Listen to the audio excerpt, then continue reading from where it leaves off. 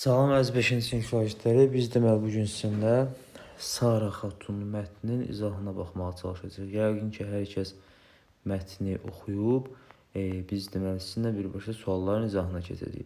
İzaha keçməmişdən əvvəl bu tipdə izahlarımızın davamlı gəlməyini istəyirsinizsə kanalımıza abunə olmağı, videolarımızın altına şərh yazmağı və videolarımızı dostlarınızla paylaşıb bizə dəstək olmağı unutmayın inşallah. Və bizim onlayn dərslərimizdən sizin gündəlik tapşırıqlarınızı yerinə yetirmək üçün faydalı olan video izahlarımızdan yararlanmaq istəyirsinizsə, deməli, qeyd edəcəyim nömrə ilə əlaqə saxlaya bilərsiniz. Deməli, 050 bircə dəqiqə 050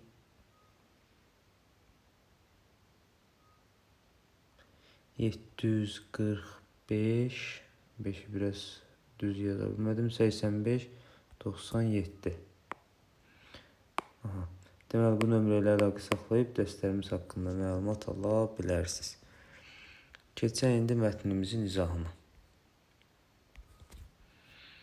Deməli, birinci sualda deyir ki, verilmiş sözləri kök və şəkilçi ayırın, sözün izahını oxuyun və şəkilçinin sözə qazandırdığı mənanı təxmin edin. Kök şəkilçiyə ayıraq. Deməli, ordu sözün köküdür. Ordu kök, gah leksik, iqamət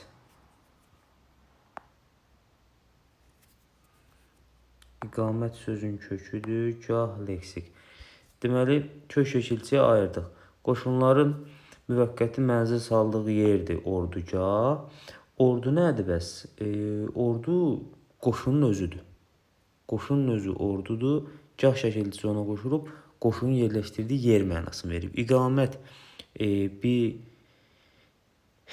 deməli vəzifədir, bir məramdır. İqamətgahsa dövlət başçısının, habelə yüksək vəzifə sahibi olan şəxslər sahib olduğu yerə deyilir. Bax, arasındakı fərq budur. Keçdik C-yə. Ordugah sözünün mənasından çıxış edərək verilmiş sözləri izah edin. Deməli, nə var burada? Nişangah sözü. Nişan hər hansı bir deməli hədəfi daha düzgün, daha deyək ki, səlis şəkildə vurmaq üçün nizamlamaqdır. Nişangahsa hədəf taxtasıdır. Söhbət iki şəxs arasında olan diyaloqdur. Söhbətgahsa söhbət olunan yerə deyilir. Qərar hər hansı bir işin yekun nəticəsi, yekunu mənasındadır. Qərargahsa bax, hərbi termin olaraq, deməli, hərbi hissənin qoşunların idarə olunduğu yer mənasındadır. Gündəlik ümumişlək söz olaraq da, deməli, dincəlmək üçün, oturmaq üçün, istirahət eləmək üçün salınan düşərgə mənasındadır. Qurban hər hansı bir niyyətlə kəsilən deyək ki, heyvana deyilir. Qurbangahsa qurban kəsilən yer mənasındadır. Keçək C-yə. Zireh sözünün izahlarını oxuyun. Mətndə bu söz hansı mənada işləmişdir deyir. Onu cavablayın. Bəzi heyvanların bədənini örtən bərk qabıq deyil. Hərbi gəmilərdə, tanklarda da xüsusi polad laylardan ibarət qoruyucu örtüyü də deyil.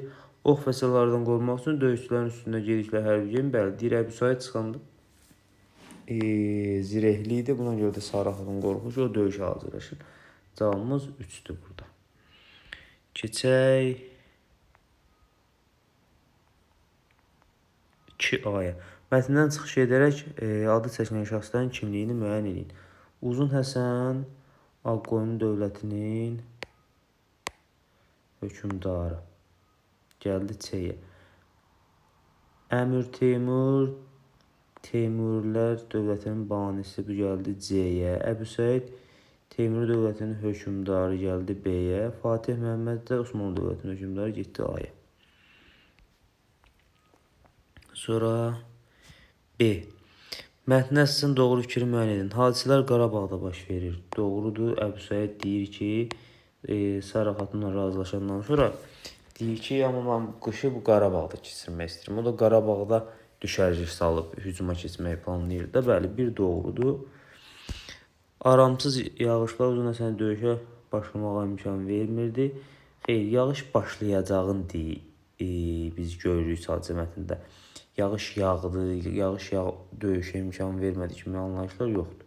İki yanlışdır. Uzun Həsən anasını Əbu Saidlə danışığa göndərmək istəmirdi. Bəli, istəmirdi. Çünki deyir, mənim kimi hökmdarın oğlu Əbu Saidin ayağına gedib deyərlər. Bu doğrudur. 1-3 doğrudur. Sultan Əbu Said ilk dəfə idi ki, qadın elçi ilə söhbət edirdi. Bu da doğrudur. Əbu Said ilə danışıqlarda Sara xatunun əsas məqsədi vaxt qazanmaq deyildi. Sülh əldə eləməkdir. Amma deyir, sülh əldə eləməsə belə vaxt qazanardıq. 5-də yanlışdır. Cavab olur 1-3-4. C-yə baxaq. Mətnə əsasən cümlələri tamamlayın. Uzun Həsən anasının təklifinə razılaşmaq istəmədi. Çünki bayaqda dedik, deyərlər ki, mən boyda hökmdarın oğlu Əbu Saidin ayağına gedib. 2-də dəstə başçısı Sara xatunu iqamətgaha qədər piyada getməyə razı olmadı. Çünki qadına xüsusi ehtiram, xüsusi hörmət bəsləyirlər. Hələ də ki, Sara xatuna. Sara xatunun Fatih deməli, Məhmədlə olan danışıqlarından belə xəbərdar idilər. Üstdə Sultan Əbu Said Sara xatunla qarşılaşanda özünü itirdi.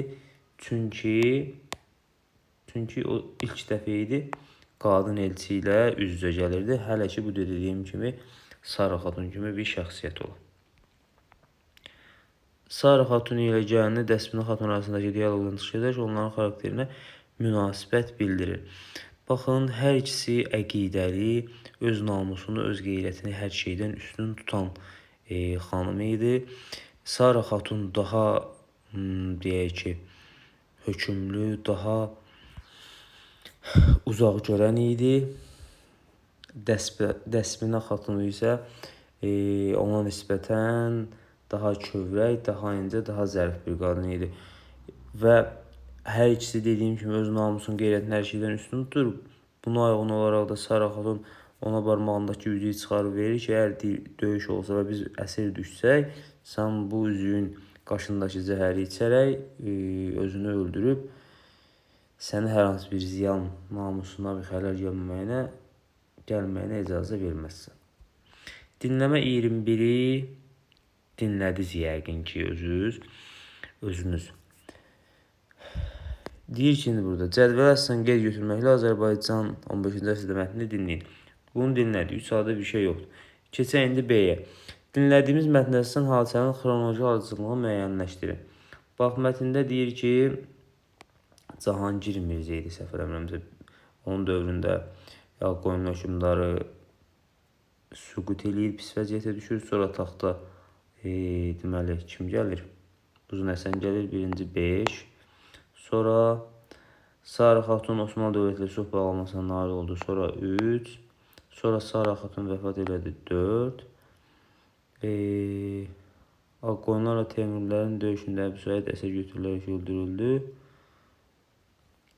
Yox, 1-ci 1 Əbu Said Azərbaycan yürüyüş elədi. Sonunda da 2 əsir götürülərək öldürüldü. 5, 3, 4, 1, 2.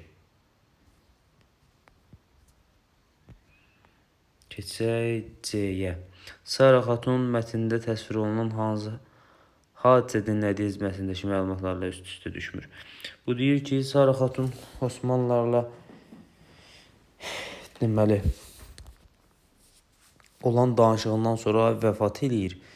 Sonra ondan sonra Əbu Said hücum eləyir. Aralarında müharibə olur. Uzun Həsən ona məğlub eləyir, öldürür. Amma biz Sara xatun mətnində görürük ki, Əbu Saidlə danışığa da Sara xatun gedir. Amma 15-ci əsrdə dinləmə mətnində deyir ki, Osmanlı dövləti ilə danışıqdan sonra bir müddət sonra Sara xatun vəfat edir. Yəni Əbu Saidin hücumu zamanı Sara xatun artıq vəfat eləmiş olurdu. Amma Sara xatun mətnində görürük ki, elə deyil. Bu məqam üst-üstə düşmür, bəli. Keçək frazeoloji birləşmələr hissəsinə. Cümlələrdə altına xətt çəkmiş ifadələrin mənasını izah edin, deyir. Sultan Əbu Said mənim sözümü yerə salmaz. Sözümü yerə salmaz, yəni sözümdən çıxmaz, mənimlə razılaşar, mənim əksimə getməz. bu mənalardadır. Sözümü yerə salmaz, yəni sözümdən çıxmaz, razılaşmaq mənasındadır. Ananın təklifi oğlunun ağlına batdı. Ağlına batdı, yəni bu da elə. Ağlına batdı, razılaşdı, fikirləri ilə üst-üstə düşdü, məntiqli gəldi, bu mənalardadır.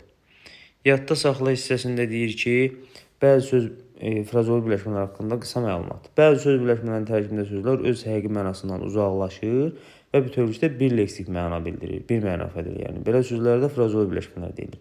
Məsələn, söz asmaqdır. Söz birləşməsi paltar asmaqdır, həqiqi mənada həqiqətən paltar asa bilirik. Amma frazeoloji birləşmə qulaq asmaqdır, biz qulağı həqiqətən götürüb asmırıq. Bu dinləmək mənasındadır. Frazeoloji birləşmələr əksəriyyəti hərəkət bildirir. Lakin ad, əlamət, tərz ifadə edən frazeoloji birləşmələr də var. Onların çoxunu bir sözlə əvəz etmək olur. Məsələn, ürəyinə xal düşmək, şübhələnmək, bir göz qırpımında tez cəl mənasında, aydan arı sudan durur tərtəmiz mənasında. Sonra B-də hər sırada verilmiş frazeoloji birləşmələri müəyyən edin. Özündən çıxmaq, burada özündən çıxmaqdır. Əsəbləşmək, hirslənmək mənasındadır. Cavabımız A-dır burada. Evdən çıxmaq həqiqidir, qutudan çıxmaq bu da həqiqidir. 2-də quyudan su çəkmək həqiqi mənadadır. Tərəzidə çəkmək bu da həqiqi mənadadır, amma fikir çəkmək frazeoloji birləşmədir. Qonaq gəlmək həqiqətən qonaq gələ bilər həqiqi mənadadır. Özünə gəlmək, bəli, bu isə frazeoloji birləşmədir. Həqiqətən insan özünə gələ bilmir, yəni özünə yeriyib gedə bilirsən, yox da.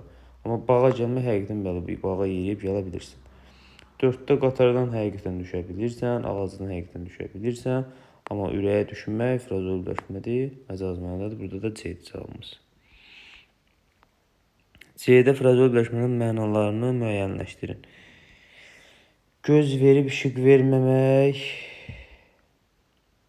incitməkdir. Gözü kəlləsinə çıxmaq təəccüblənməkdir. Gözü yolda qalmaq gözləməkdir. Gözün acısını almaq mürgüləməkdir. Göz qoymaq nəzarət etməkdir. Gözün suyunu axıtmaq ağlamaq deməkdir. C-də frazeoloji birləşmələri müəyyənləşdirin. Dərdən qabıqdan çıxırıq ki, nənəm bizi tərifləsin. Dərdən qabıqdan çıxmaq. İcazət getmək, gözünün odunu almaq, gözünün odunu almaq, qorxutmaq mənasında. Dərdən qabıqdan çıxmaq, çox çalışmaq, gözünün odunu almaq, qorxutmaq. Samir dostunu bekar görəndə cin atına minirdi, cin atına minmək əsəbləşməkdir. İtin zəncirdən açılıb evə girməsi bir göz qırpımında baş verdi. Bir göz qırpımında, yəni cəld, baş vermək, həyata keçmək. Xəstə bir aydır ki, yemir, içmir, bir dəri, bir sümük qalır. Bir dəri, bir sümük qalmaq, zəifləmək deməkdir. Bu da frazeoloji birləşmədir. Deyir, məsdər formasında yazıb, qarşısında mənasını yaz. Və yazsan, dəridən qabıqdan çıxmaq, çox çalışmaq. Gözünün odunu almaq, yazırsan, qorxutmaq. Cin atına minmək yazırsan, əsəbləşmək. Bir göz qırpımında yazırsan, tez. Baş verdiyini yazırsan, oldu. Sonra bir dəri bir sümük qalmaq, arıqlamaq, zəifləmək bu mənalardır. Sonra hansı cümlədə fərqlənmiş sözlər frazeoloji birləşmə kimi işlənmişdir? Xəstə bu gün su içə bilməyib, dili dodağı quruyub. Həqiqətən burada su içməməkdən, susuzluqdan insan dili dodağı quruya bilər. Bu məcaz mənada deyil. Dünən mübahisə etdiyi olan gözə dili dodağı qurudu, amma burada həqiqətən dilinin dodağının o susuzluqdan, yaş olmamaqdan, qurmaqdan söhbət getmir. Təəccüblənmə mənasındadır və cavabımız burada 2-dir. Yenə qısa bir yad saxlamamız var. Bəzi söz birləşmələri həm həqiqi, həm də məcazi mənada işlənə bilər. Bunu kontekstə görə müəyyən etmək mümkündür. Burada dili dodağı quruyub kimi. Baxın, yuxarıda həqiqi mənada işlənir, amma aşağıda frazeoloji birləşmə kimi. Buna uyğun olaraq uşağın atdığı top yola düşdü. Həqiqətən top yola düşə bilər, həqiqi mənadadır. Qonağımız şəhərə yola düşdü. Qonaq həqiqətən yola dımırlanıb düşmür, yəni getmək mənasındadır. Bu frazeoloji birləşmədir. B. Aşağıdakı ifadəni həm həqiqi, həm də məcazi mənada cümlədə işlədin.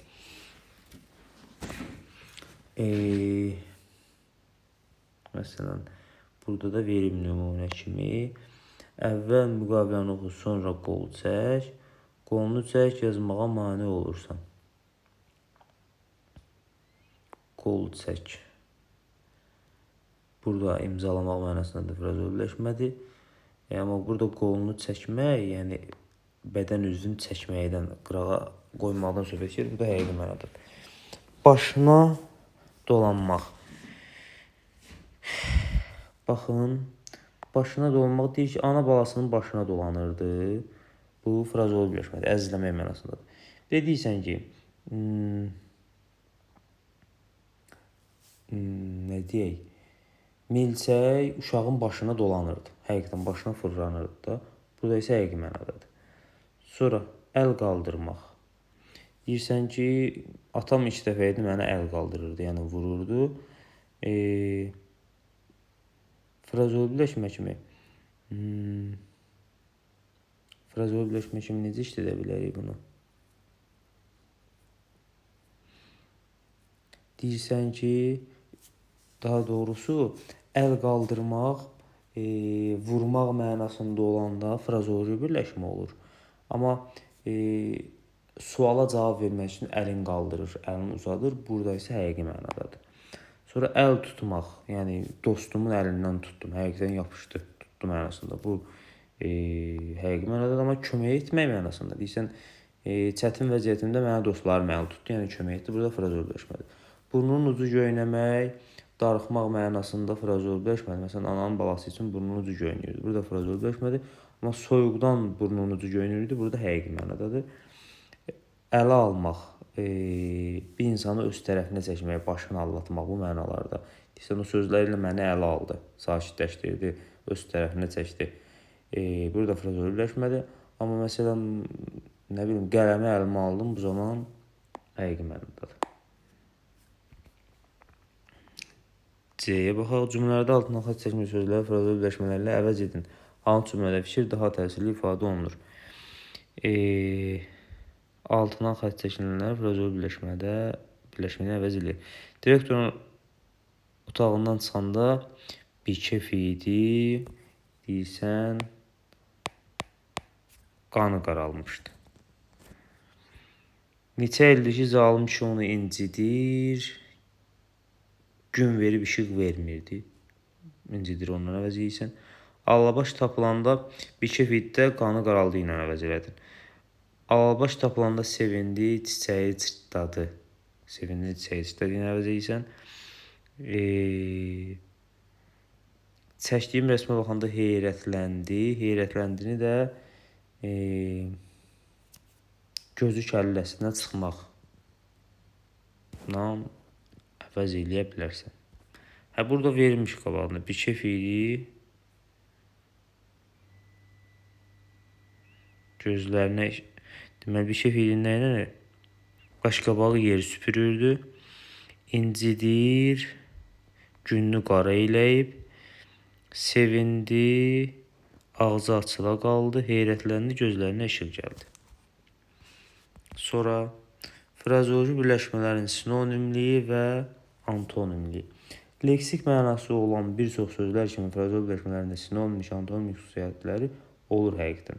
Göz verib işıq verməmək, gözüm çıxdıya salmaq. Hər ikisi frazoloji birləşmədir.